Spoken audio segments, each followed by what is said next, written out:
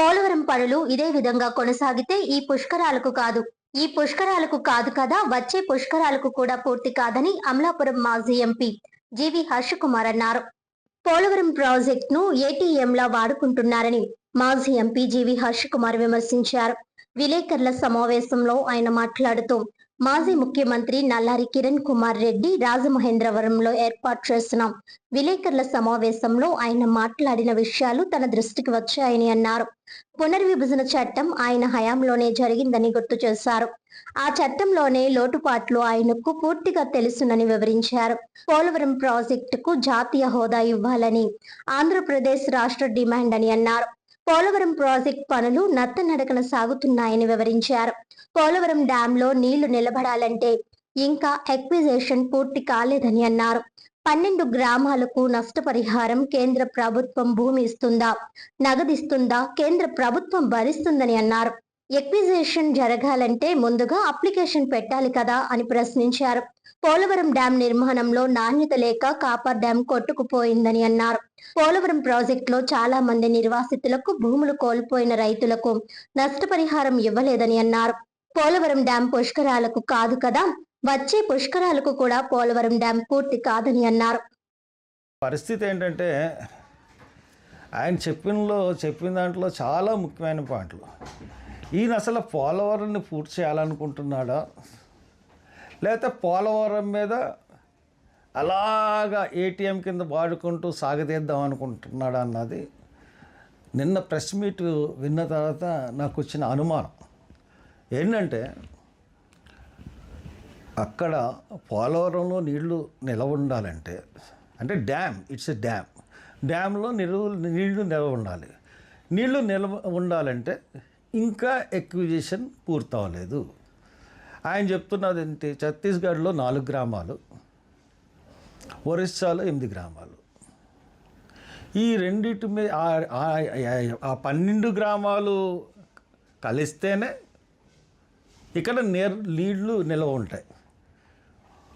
వాళ్ళు అది కలవాలంటే ఈయన వెళ్ళి ఒరిస్సాతో చర్చలు జరపాలి, ఆ 8 గ్రామాలని మాకు ఇమ్మని చెప్పి అడగాలి.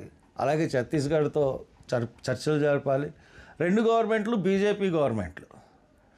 బీజేపీ వాళ్ళు ఎవరికన్నా ఆయన పంపించి బీజేపీతో మాట్లాడి, బీజేపీ ప్రెసిడెంట్తో మాట్లాడి, లేకపోతే ప్రైమ్ మినిస్టర్తో మాట్లాడి ఆ 2 అంశాలని ఇమీడియట్గా ఒప్పించి ఇమీడియట్గా చేయాలి. లేదంటే పుష్కరాల లోపల పోలవరం కట్టేస్తానంటాడు. పుష్కరాల లోపల పోలవరం ఓపెనింగ్ అంటాడు. ఎప్పుడు మీరు ఎక్విజిషన్ చేస్తారు? ఎక్విజిషన్ చేసిన దానికి పూర్తి అంటే ఆర్థిక సహాయం అంతా కూడా పోలవరం ప్రాజెక్టుకి చట్టం ప్రకారం కేంద్ర ప్రభుత్వమే చేయాల్సి ఉంటుంది.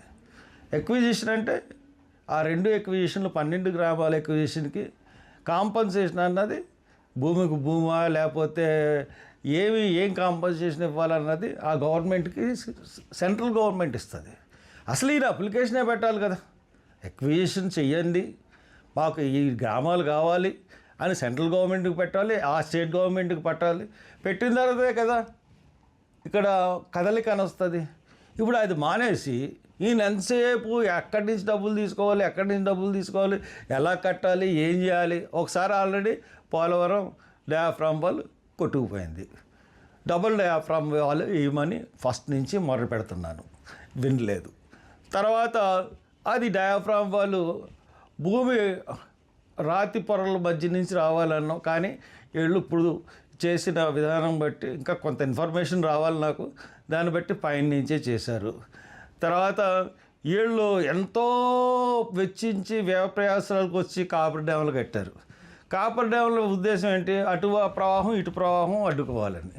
కానీ అటే వచ్చిన ప్రవాహం అడ్డుకోలేక అసలు ఈ మన ఎంత హెచ్పి పెట్టారంటే వాటర్ తోడడానికి కన్నీ వినయరకని రీతిలో వాటర్ పంపులు పెట్టి నీళ్లు పారబోసి అప్పుడు కట్టడారు. అంటే వచ్చిన వరద, లాస్ట్ ఇయర్ వచ్చిన వరద అంతటిని కూడా పంపుల ద్వారానే బయట పారబోసారు. పెడితే కాఫర్ డ్యామ్ వల్ల ఎటువంటి ఉపయోగం లేకుండా చేశారు.